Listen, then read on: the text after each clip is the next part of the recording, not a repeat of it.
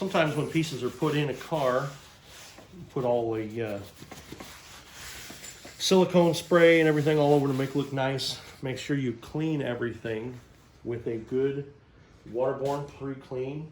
We like to use a Finish Pro 6300 waterborne cleaner. Great cleaner, and it'll take away all of the oils and contaminants and everything. You want to do this before you scuff. That way you don't grind everything down into the plastic. That way your dye will adhere. We've got everything all cleaned up and ready. I've already tacked this off with a tack rag and cleaned everything with wax and grease remover. We like to use a SEM re-dye color sometimes, but had this dupli-color vinyl and fabric here in the shop. Works just as well if you don't have access to spray equipment and an air compressor. Works really good. Always wear your safety equipment and spray in a nice dry clean environment if you don't have a booth.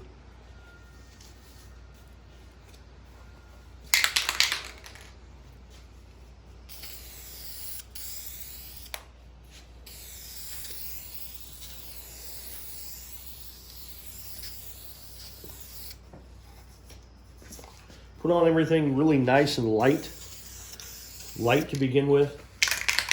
You know, several light coats are much better than one big heavy coat. Go ahead and paint the rest.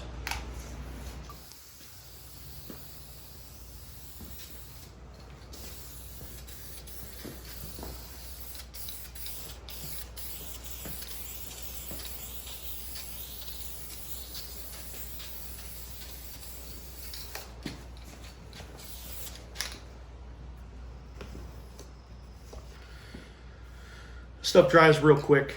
Don't spray in direct sunlight, but spray somewhere that's nice and even. If you have to use a flashlight or any kind of little shop light or something to make sure that you're getting nice even coats.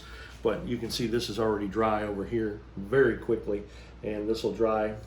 I usually wait about 5 minutes between coats and give it some time to dry. I have a great product.